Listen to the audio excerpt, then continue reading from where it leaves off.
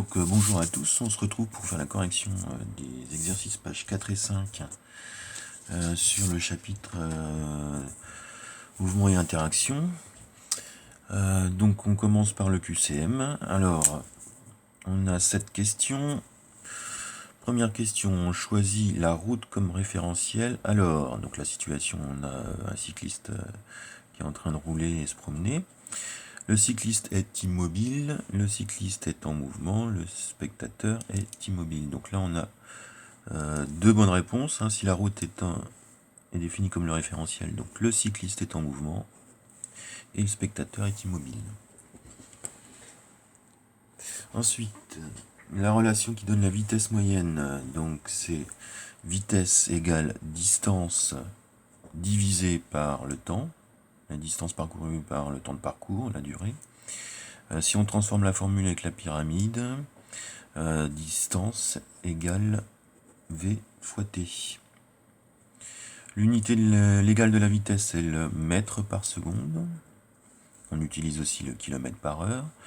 36 km/h est égal à 1 mètre par seconde, 3,6 mètres par seconde, 10 mètres par seconde. Donc ici, le facteur de conversion, je vous rappelle, c'est 3,6. Donc on fait 36 divisé par 3,6 et on trouve 10 mètres par seconde. Si la vitesse d'un mobile diminue au cours du temps, son mouvement est ralenti. Oui, effectivement, si sa vitesse diminue, ça veut dire que le mouvement est ralenti. Si la vitesse d'un mobile augmente au cours du temps, son mouvement est accéléré. Alors, comment caractériser la vitesse de la moto ici sur la chronophotographie? Donc je vous rappelle le cours, page 3, tout en bas, c'est défini. On regarde la distance entre deux positions de la moto. Et on voit que la distance est toujours la même ici. Toutes les photos de la chronophotographie sont espacées de la même distance. Donc ça veut dire que le mouvement est uniforme. On passe à l'exercice 1. Quelle est la vitesse de cette voiture? Donc là, on a le compteur de la voiture. Ici, le repérage est exactement à 130 km/h, donc km par heure, donc la vitesse est de 130 km/h. Donc quelle est la vitesse de la voiture en mètres par seconde? Donc on fait 130 divisé par 3,6, donc on voit que c'est important de connaître ce coefficient de conversion.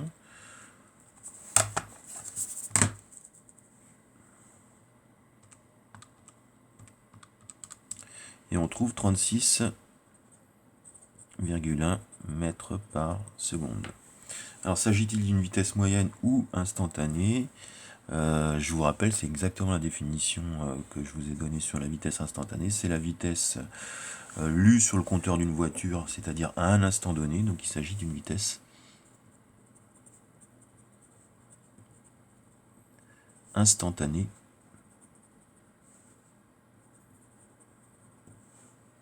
Comment on peut justifier?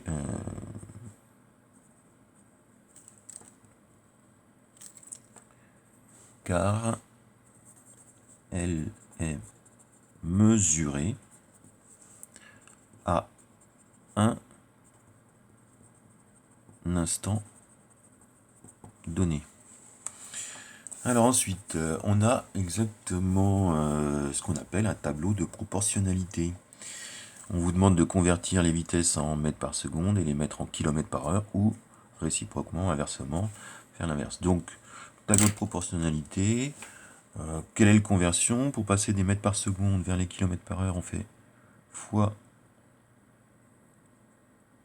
3,6, donc évidemment, divisé par 3,6 de l'autre côté. Donc ici, 10 fois 3,6, donc on est à 36 km par heure. 25, donc ça c'est une valeur qui est remarquable. 25 mètres par seconde, ça fait exactement 90 km par heure. 25 fois 3,6, c'est l'exemple que j'avais choisi pour vous expliquer ce coefficient. Donc 110 divisé par 3,6, donc on trouve 30,5555. La calculatrice fait un arrondi sur la dernière valeur, donc on peut toujours faire un arrondi ici. On va mettre les valeurs au dixième, c'est-à-dire un chiffre après la virgule. Donc 30,6 mètres par seconde. 300 divisé par 3,6, donc on est à 83,3 mètres par seconde. 330 mètres par seconde, ça fait 1188 km par heure. Il nous reste cette valeur-là, donc 50 divisé par 3,6, donc on est à 13,9 km mètres par seconde. Voilà, on passe à l'exercice 3. Donc on a un radar. Donc cet exercice était peut-être un peu plus compliqué, hein, puisqu'il fallait bien analyser les valeurs et pas faire d'erreur de calcul. Donc le radar enregistre à la seconde près les temps de passage des véhicules à l'entrée et à la sortie d'une portion d'autoroute. Le secteur concerné est long de 25 km et la vitesse sur ce secteur est limitée à 110 km par heure. Alors le radar relève pour les deux véhicules, donc ici on a l'enregistrement du radar. Il relève son entrée à 9h26 minutes et 15 secondes et la sortie à 9h40 minutes et 30 secondes. Donc on a le temps à l'entrée de la portion d'autoroute et à la sortie. Et on a la distance, 25 km ici. Alors, donc j'ai découpé un petit peu les questions ici pour simplifier un peu l'étude. La problématique, c'est de savoir si les véhicules ont respecté ou pas la limitation de 110 km par heure. Alors pour le savoir, on va calculer la vitesse moyenne sur cette portion, sur ces 25 km. Donc on commence par bien identifier quelle est la durée enregistrée pour chaque véhicule. Alors 40 minutes 30 secondes, ça c'est la sortie du véhicule A. 26 minutes 15 secondes, c'est l'entrée du véhicule A. Donc on fait la différence. 40 moins 26, donc 14 minutes. 30 moins 15, 15 secondes. 14 minutes ici, on va le convertir en secondes. 14 fois 60, ce qui nous donne 840, plus 15 secondes, donc 855 secondes pour le véhicule A.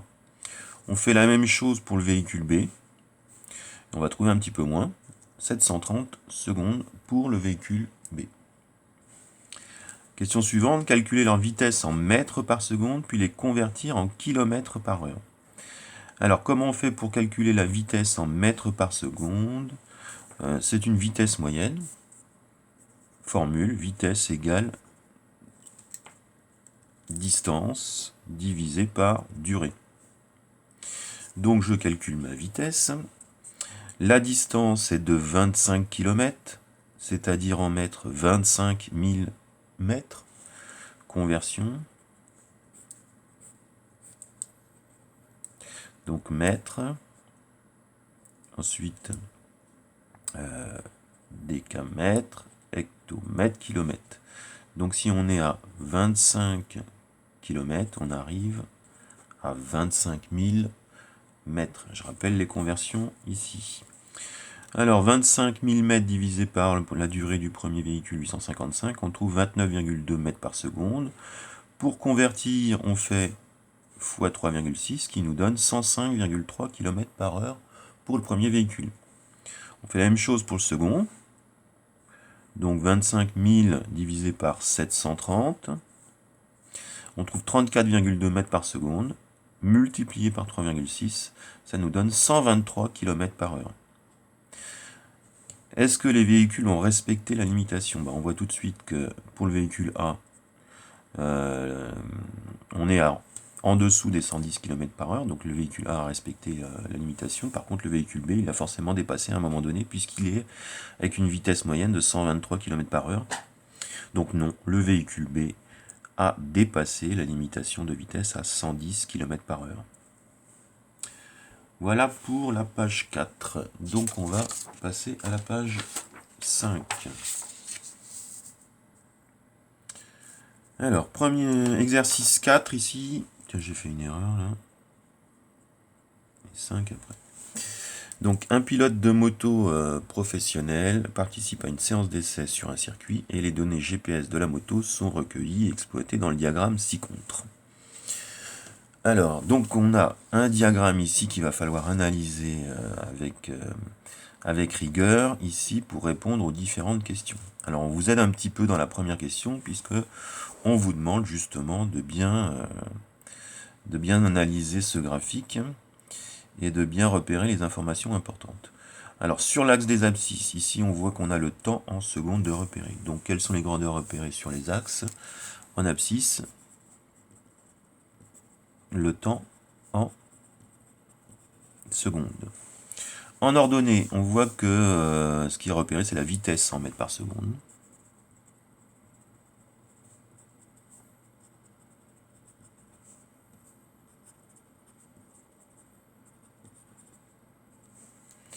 Ensuite, quelle est la nature du mouvement de la moto sur chacune des trois phases? Alors là, on va analyser le graphique. Donc ça, c'est vraiment une partie qui est peut-être un peu plus difficile, surtout que vous n'avez jamais vu l'exercice de ce type-là. Donc c'est normal si vous avez eu des difficultés.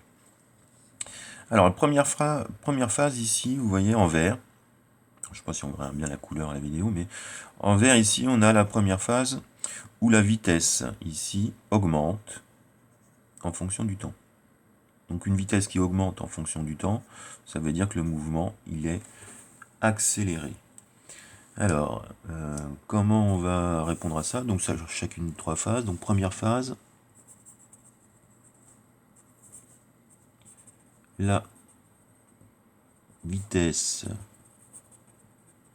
augmente.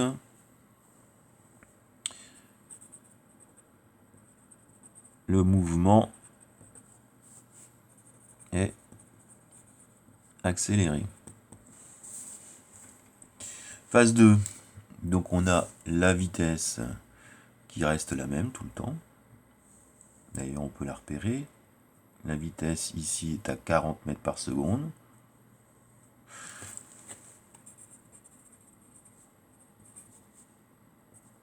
Le mouvement est uniforme. Quand la vitesse est constante, le mouvement est uniforme. Je vous rappelle et je vous renvoie à la page 3.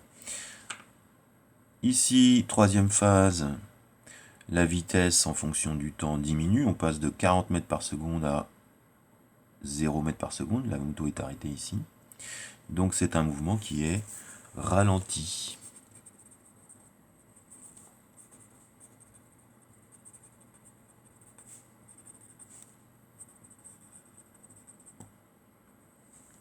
Voilà.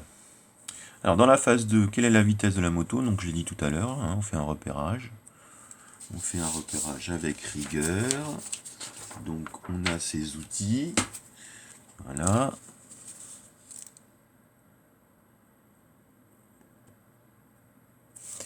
Donc la vitesse est de 40 mètres par seconde. Combien de temps dure cette phase? Alors là, pareil, repérage. La première phase, la phase 2, pardon, commence ici. Donc,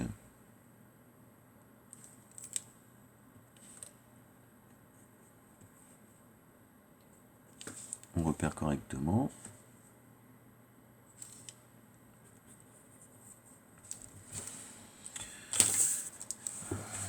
Alors, ça commence au bout de 15 secondes et ça s'arrête à 40 secondes. D'accord? Donc, on a 10, 20, 25 secondes pour la durée de la phase 2.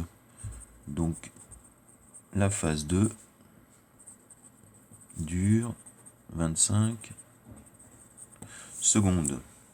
Donc en déduire, alors là cette question est nettement plus difficile parce qu'il va falloir interpréter et sortir les outils, c'est-à-dire la bonne formule. En déduire la distance parcourue pendant la phase 2. Donc pendant cette phase, est-ce qu'on peut déterminer quelle est la distance parcourue par la moto? On peut dire que la moto roule à 40 mètres par seconde, donc sa vitesse, pendant 25 secondes.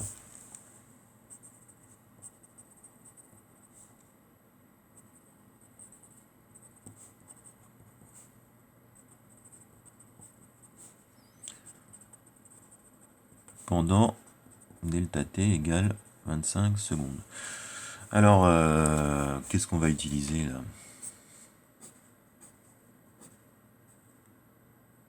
Vitesse, distance. Non. Donc la distance, c'est la vitesse multipliée par le temps. Hein, rappelez-vous la pyramide. Donc, d égale 40 multiplié par 25 secondes. Pas obligé de mettre l'unité ici. Donc 40 multiplié par 25, donc on arrive à distance égale 1000 mètres. Attention, on est en mètres par seconde, donc la distance est en mètres. La distance est de 1000 mètres. Ou 1 km si vous préférez. Dernier exercice. Alors, dernier exercice. Donc, un extrait DNB ici. Donc, on a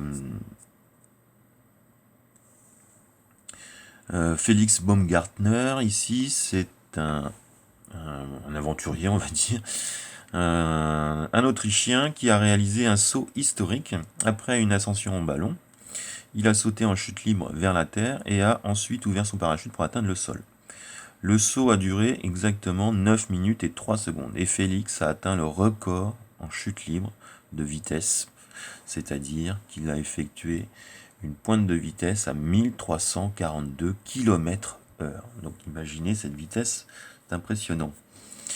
Alors, premièrement, donc on va étudier le graphique dans cet extrait de sujet, c'est-à-dire qu'on va étudier un premier graphique qui nous représente en fait la distance en ordonnée parcourue en fonction du temps. Temps en secondes. Donc la première partie, ça consiste à analyser ce graphique. Donc là, j'ai déjà préparé la correction. Quelles sont les unités? Donc en abscisse, on a le temps en secondes. En ordonnée, on a la distance en kilomètres. Alors, de quelle altitude Félix a-t-il sauté? On va regarder au départ, d'accord? C'est-à-dire qu'il a sauté à t égale 0. Donc si on est à t égale 0, on va repérer ici l'altitude. Alors, évidemment, sur mon impression ici, ou en vidéo, ça va être difficile, mais je vous renvoie à votre document si vous avez pu l'imprimer, ou l'afficher à l'ordinateur pour faire un zoom sur l'échelle ici. Donc on a 1 cm pour 10 km, donc 1 mm pour 1 mètre. Attendez, je dis n'importe quoi, pour 1 km, pardon. Donc on est ici à 39 km, hein, la hauteur à laquelle il a sauté de son ballon. Donc de quelle altitude Félix a-t-il sauté? Il a sauté de l'altitude de 39 km. Combien de temps a duré la chute? Donc on va pareil lire en abscisse la valeur ici, donc on repère l'échelle, donc 1 cm pour 50 secondes, donc ça fait 2 mm pour 10 secondes, donc 250, 255, 260 secondes. Donc la durée est de 260 secondes. Ensuite, on passe à la deuxième partie.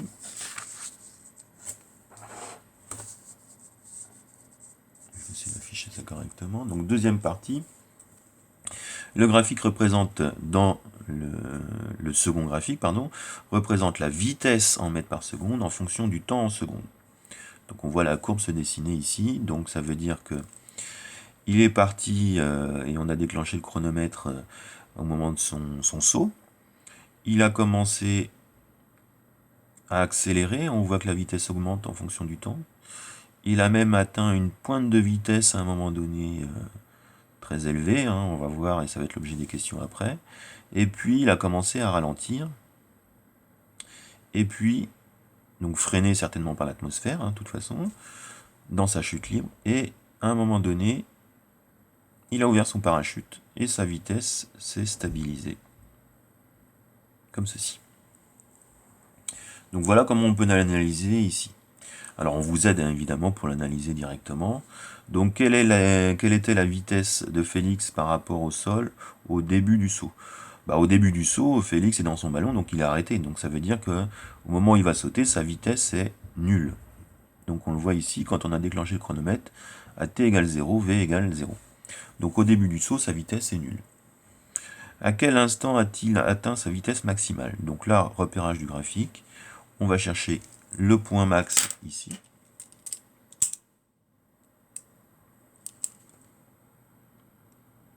Et on va essayer le plus précisément possible de repérer le temps et la vitesse correspondante. Donc j'ai déjà fait le repérage. Donc la vitesse maximale est de 370 mètres par seconde, atteinte au bout de 50 secondes de chute. Alors on est entre 370 et 380 en fait. Donc si on regarde bien, ça va être important pour la suite. Convertir cette vitesse en kilomètres par heure. Donc facteur de conversion 3,6. Donc si j'ai 370, ça me donne 1332 km par heure. Si j'ai 380, ça me donne 1368 km par heure. Alors, est-ce que la valeur du record est exacte en fonction de l'enregistrement ici? Ben, on voit que dans l'introduction de l'exercice, on nous donnait un record à 1342 km par heure. Donc on est tout à fait ici dans les valeurs proposées sur la lecture du graphique. Donc oui, d'après la lecture du graphique, la valeur du record 1342 est exacte. Alors là, c'est un peu plus compliqué. À 25 000 mètres d'altitude, la vitesse de propagation du son dans l'air, c'est-à-dire la vitesse du son, est d'environ 300 mètres par seconde, 295. Pendant combien de temps Félix a-t-il dépassé cette vitesse? Alors, on va simplifier un peu l'exercice en arrondissant ici à 300 mètres par seconde et repérer précisément cette vitesse de 300 mètres par seconde qui est la vitesse du son. Vous voyez comme j'ai fait ici. Et puis je vais chercher mes deux intersections avec l'enregistrement de Félix. À partir de là, je vais tout simplement déterminer quelle est la durée sur l'axe des abscisses qui correspond à l'enregistrement de la vitesse supérieure à 300 mètres par seconde.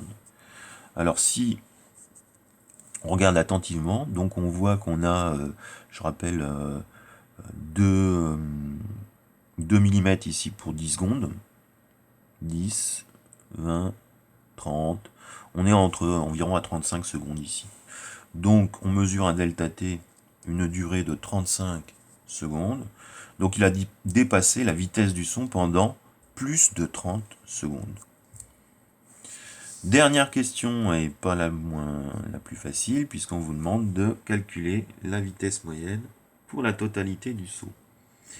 Alors il est parti d'une vitesse nulle, il est allé très vite, plus vite que le son à un moment donné, et puis évidemment, il a été ralenti par l'atmosphère, et il a ouvert son parachute, donc il est allé beaucoup moins vite pour ralentir sa chute et arriver sans dommage à la surface. Donc, comment faire pour calculer la vitesse moyenne? Je vous rappelle que vitesse moyenne, c'est la distance parcourue divisée par le temps de parcours. Il a parcouru 39 000 mètres en 9 minutes 3 secondes. Rappelez-vous, c'est marqué exactement dans l'introduction ici. Alors, comment faire? 39 000 mètres, c'est-à-dire 39 km, on a fait la conversion ici. 9 minutes et 3 secondes, on va faire 9 fois 60, plus 3, ce qui va nous donner 543 secondes. Et puis, on va tout simplement calculer 39 000,